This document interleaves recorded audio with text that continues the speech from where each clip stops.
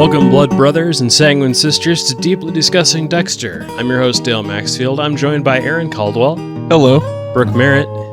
Hello. And Zach Rowland. Hi. And today we're discussing Season 7, Episode 2, Sunshine and Frosty Swirl. On this episode, Deb invents serial killer rehab. It's totally gonna work. Dexter describes what his need to kill feels like. Spoiler alert, it involves blood. LaGuardia's secret lab test confirmed the blood slide with Travis Marshall's blood is a match for Travis Marshall. And Dexter threatens Lewis. It has no effect. What did you guys think of this episode overall? I thought this one was okay. Can we talk about how awesome that title is? Sunshine and Frosty Swirl. Best Might be the best title. Yep. Yeah, I agree. I agree. There's no... Everything's a distant second. Didn't even need to watch the episode. I was just so happy because of the title. It still doesn't make up for Everything is Illuminated. That was the worst. That's unforgivable. Episode. Yeah, we don't talk about that. I enjoyed this episode. I thought I appreciated the fact that it picked up immediately after the end of episode 1. It was good. It moved the story along, got us going towards where we need to go. Yeah, I liked this one too. It wasn't as good as the last one, but it was still good. I have very few complaints. Yeah, there it was. There he is. You didn't hate it. Yeah, it was an episode. It followed the previous episode. Season 7, guys. I mean... Okay, great, Zach. Here we are. So Deb leaves Dexter's apartment. We're holding grudges over this one, I think. What were your thoughts, Dale? My thoughts? Yes. It's still going well. It has not slid into the trash can yet. Edward James Olmos is back there still. As a big trash can. Yeah. All of Miami is a trash can. And sometimes people die. Sometimes they're murdered. Deb leaves Dexter's apartment, followed closely by Dexter, who begins to chase her. When Dexter reaches the curb, she vomits. Dexter tells her he's been killing since he was 20. Deb mentions the slides and asks if Dexter is the real Bay Harbor butcher. Dexter says that the street isn't the place to talk about this. Dexter tells her that he only kills certain kinds of people, like Travis. He tells her that Harry knew and gave him the code. He asks Deb to come back inside, and she complies. Now, Zach, has Dexter told her everything that you wanted him to tell her in the church? Yeah, you were pretty close. What's left? I mean, where the bodies are located, how he cuts them up, his shopping spots. There's so many details I still need filled in. That's not going to make for a very exciting episode, I think. Let's see. I get my saws here at the hardware store. You say boring. I think that would maybe be pretty boring.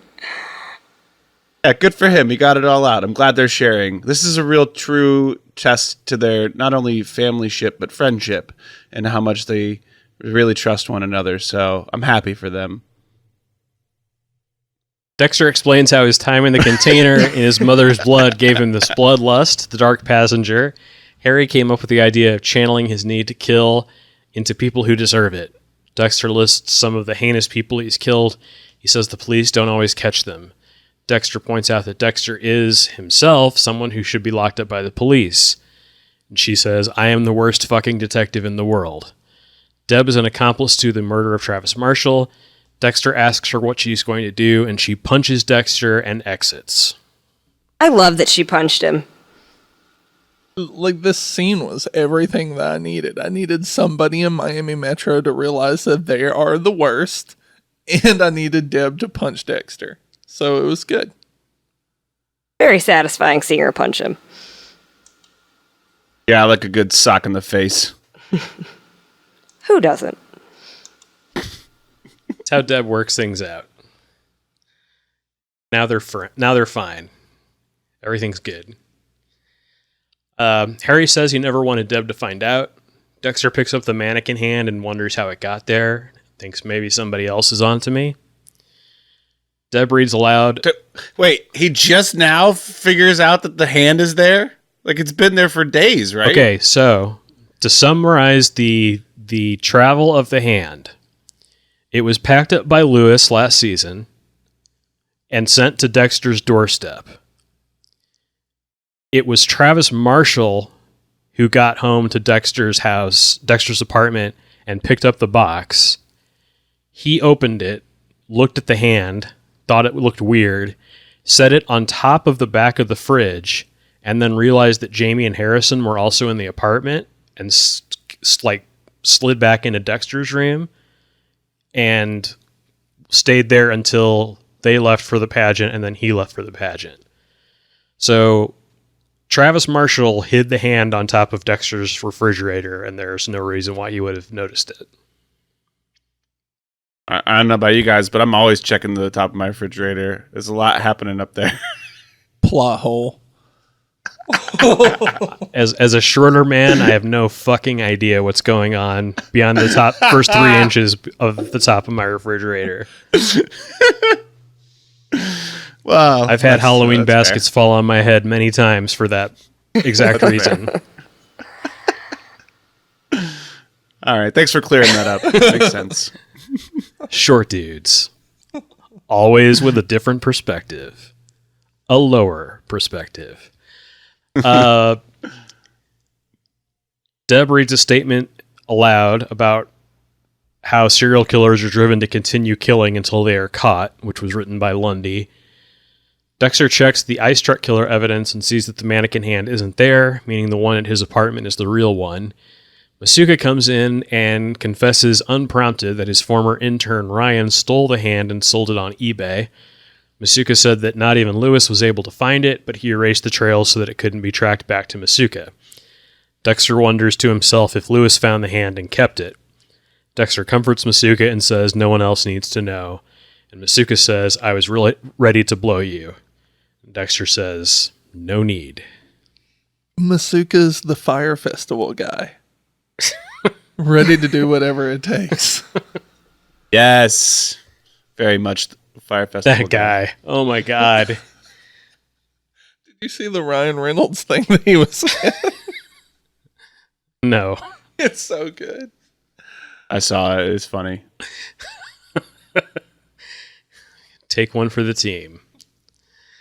Deb runs a briefing. They're going to shut down the strip clubs connected to Mike's murder twice a day now.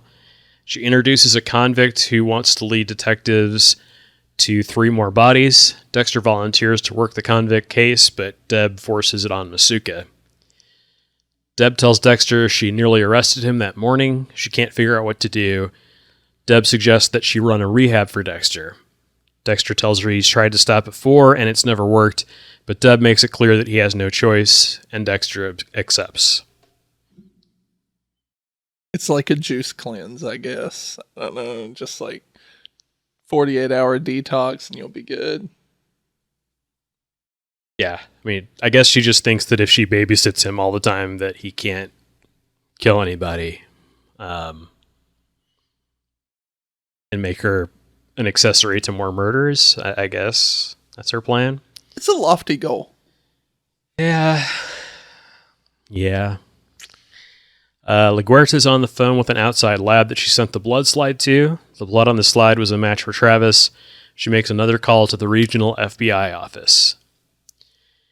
Angel, Quinn, and a bunch of unis shut down the main strip club. A stripper named Nadia tells Quinn that the cops are costing the dancers their only source of income. She offers Quinn some information on the killer, and he gives her his card. Angel comes back from talking to the manager and gets the same person of interest name from the manager that the stripper gave to Quinn. Yeah, I don't care about the storyline at all. I think it's such a setback in what is starting out as a solid season. It's just such a cliche thing. Strip club run by the Russians or the mafia or whoever. It's been done on every crime show ever. Yeah, and it's plainly like this is what we have for Angel and Quinn to work on. Right. Because they're always the one doing it. Yeah. Yeah. It's not the worst thing they found for them to do, but that is clearly what this is. Yeah, it's just really boring and just cheesy. But I mean, it also makes sense. They're not just going to give up on trying to find whoever killed Mike. Yeah, it's just the storyline they chose to take with it is just such an obvious thing to do. It's also a funny, like, in that first episode, they're like, the stripper came from that club. We think that somebody there might have been the one that killed her and Mike. And we want to look into money laundering there. Like, who said anything about money laundering? We want to look into money laundering there. Like, what? Is LaGuerta in charge again now for some reason? Or what are we doing? Just, as usual, they're throwing too much in there. Cop killing. Yeah. Captain Matthews shows up. He's like, damn it, why isn't there money laundering going on? Where's my hooker? Captain Matthews is very familiar with that strip club. He and Masuka have lunch there every day. Deb sets herself up on the couch with Dexter in her room so that he can't sneak out past her. Her first rule is that he is completely honest with her. Harry tells Dexter he's lying to her already by pretending that he can change. Dexter says maybe Harry should have tried Deb's rehab approach. Deb serves conspicuously red spaghetti sauce. Dexter describes what his need to kill feels like. It's like black blood that slowly fills all his empty spaces until it feels like his head will explode, and the only way to relieve the pressure is to kill. Deb asks him to let her know if he starts to see red. But he said black blood, so... Yeah. We don't ask questions. Yeah. I think it's the... Great detective she is. I think it's just like the expression, like seeing red. Never heard it. Okay. Well, I try to avoid idioms like the plague, so... Oh, see what you did there. Well done. Dexter is scoping out the floor plan to Lewis's place. Deb interrupts him, and he pretends to go to sleep. Quinn is interviewing the dead stripper's boyfriend. Angel breaks in to say that the security tapes back up the boyfriend's story. He wasn't the killer. They pressure the boyfriend, and he gives up Victor's name. Masuka's day looking for bodies with the convict was a bust. Dexter asks Deb if he can take Masuka's place. He's surprised when she says yes, but then she adds that she'll drive. Angel and Quinn tell Deb they got a name on Mike's shooter, and Deb decides to stay with them. Dexter assures her that he'll be surrounded by federal marshals all day. The convict tells Dexter how the site they're digging at used to be a lot nicer. He says his conscience isn't new. He just surrendered himself to the dark side. Fun conversation to have on the side of the road. Someone in chains. While looking for bodies. Dexter uses their lunch break to look through Lewis's apartment. He finds a piece of paper with all of his credit card numbers. Lewis turned off all his cards. He finds a video of Lewis reviewing an action figure. Then he finds another one of Lewis being interrupted by a prostitute who says his half hour is almost up. In another video, he talks about how he is planning to destroy Dexter before reviewing a Lost in Space coffee mug. Dexter runs a search on the name of someone else Lewis had gotten revenge on and finds out that the man was arrested for having child porn on his computer. Was probably planted there. Yeah, the guy was Lewis's partner at the video game company. So it's how Lewis took over the video game company. Super vindictive. Also, terrible taste in prostitutes. He should have consulted with Angel or Captain Matthews. You didn't like the toot? She wanted him to get his money's worth. She was a very considerate prostitute. Yeah, that's a conscientious toot right there. Thoughtful. What's not to like? Lewis suddenly comes home. Dexter rations that with Deb on his case, he might not get another chance. He lifts Lewis up by his neck and asks why Lewis is fucking with him. Lewis says it's because he asked Dexter for help with his game, and Dexter said no. Dexter says he never wants to see Lewis again, not at Miami Metro, not with Jamie, and Lewis agrees that he's done. Yeah, intimidation always works. I remember when I first watched this episode, I thought that this was such a letdown. I thought Lewis was going to be more of a threat. And of course, later on in the episode, we find out that this was all an act. But at the time, I was like really bummed out that he's just like, "I'm sorry, you didn't like my game, so I canceled your credit cards. I'm just a big douche. I'm sorry." I agree with you on that one. I was hoping he was going to be more of a competition or something that Dexter would have to focus on to throw his focus elsewhere. But yeah. Keep watching, because this episode shows there's more. Oh, that's what happened? It's going to happen. Oh, okay. I missed that part. It's going to happen. You missed that part? Never heard of it. Were you watching another show along with this? No comment. Were you, I'm double downing on my podcast. were you trying to smash green pigs for some reason? Yes, it was. It was with little birdies. With little birds. Deb shows up and yells at Dexter for not answering his phone. The convict tells Dexter that once he stopped fighting the system, he was able to let it go and start confessing. He enjoys his real ice cream. Angel and Quinn shut down the strip club again and pressure the manager for more information. When the manager gets back to his office, Isaac, the boss from Ukraine, is in his office. Isaac tells the manager that Victor never made his flight. He wonders out loud if someone made a bad decision without him to take Victor out. The manager says they would never do that, and Isaac believes him. Nadia, the stripper, calls Quinn to ask for a ride home. Because that happens. Why not? We have to set it up for later. LaGuerta opens a box in her office with Bay Harbor Butcher evidence and includes the blood slides found in Dokes' trunk. Here's a nifty little fact, or something to chew on. The Bay Harbor Butcher case was the FBI's. Oh, right. The blood slides would not be in Miami Metro's evidence locker. I mean, she'd had to make a hell of a request to get him sent over, though. Oh, and the folder had Miami Metro logos on it. I'm sure that Boom. the show actually had them in the Miami Metro evidence locker. Right, that's right. Clear as day. There was this guy Fire named her. Lundy who worked that case from the FBI. Haven't heard of You might him. remember him. Doesn't sound familiar. No, never heard of him. Did he used to date Deb, or which I don't know. Yeah. It was one of the inappropriate men that she was in love with because she couldn't have Dexter. Do we have to talk about it?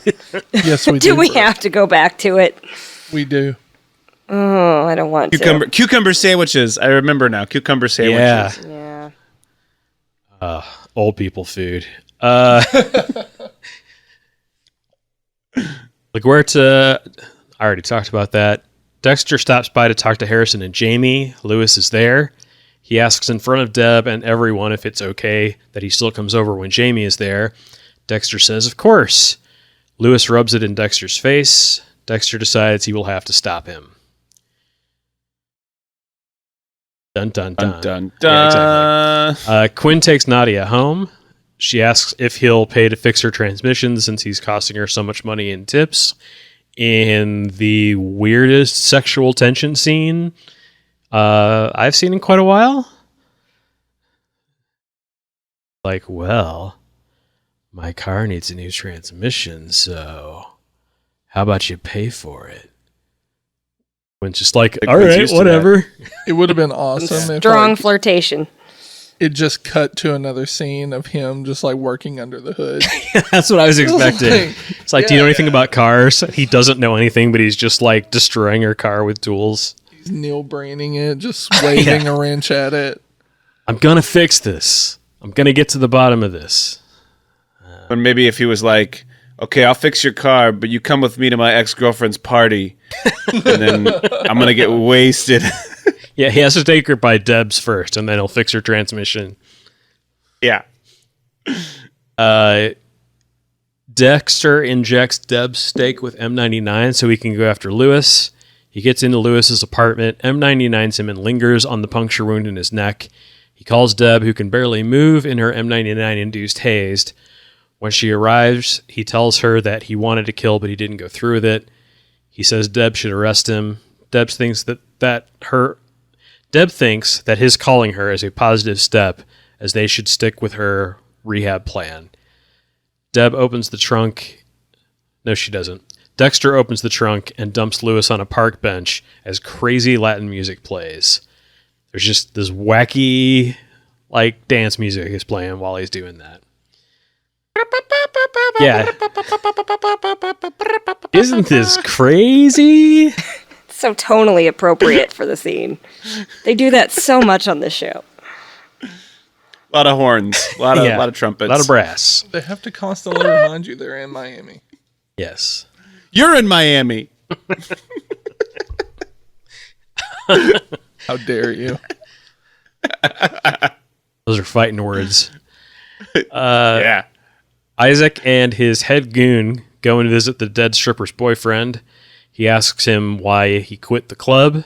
Isaac bluffs that he had the boyfriend followed to the police station. The boyfriend falls for it and confirms that he talks to the police.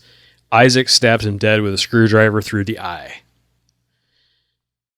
Got to go pretty deep to get to some brain damage. Like, usually you stab somebody through that. Like, you're not going to die from a stab to the eyeball. It's going to hurt. Not going to lie.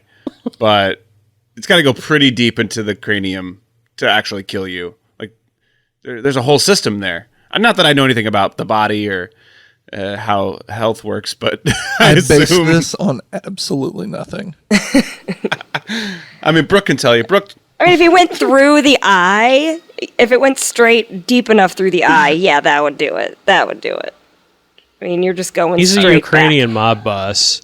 You think he probably has some practice doing this. He's probably stabbed a lot of people through the eye with the screwdriver. His aim looked pretty solid, but I don't know. I didn't quite assess the depth of the scrurrdriver, but it was all the way legit. into the hilt. Yeah, then that probably did it. Also, those are those. Go ahead, Aaron. Take into account that this is the Punisher. I'm just saying. That's right. Yeah, true. I think it was Stalin. I want those. It was definitely Stalin. Exact quote. I want the moment, though, where after he stabs him in the eye, you guys are saying that he's really good at it. What if he's not? And he's just like, holy shit, did you see that? I did it. I finally did it. He's so excited. He's been practicing It at worked home this with time. melons. I can't believe it. I've been trying for years to do that, and finally I got him. These American screwdrivers are so much longer. His second just has one single tear running down his cheek. Fucking metric screwdrivers never do it. Deb and Dexter are back at the dig site. They bond over wanting some ice cream. The convict says that he never got to tell his girl and partner in crime how he felt, but she only sees him as a killer now. The convict says she's not wrong and that he has only one person left to kill. Then he jumps in front of a semi and gets pancaked. The camera lingers on a perfect, massive trail of blood leading from his shoe to somewhere in front of the semi. Dexter realized that the convict couldn't take his life in prison. He wonders if he would do any better.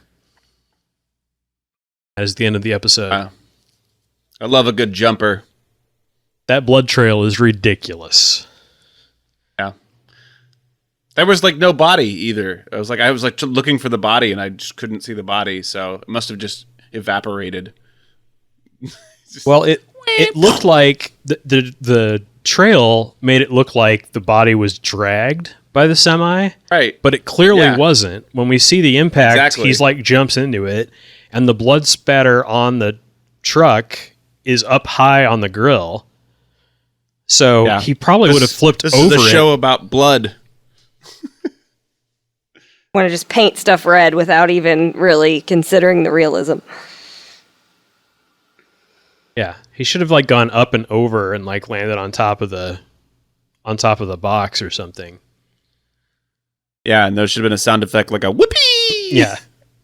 And then the horns Dexter start and just- they play the music in the background. Dexter eats his ice cream.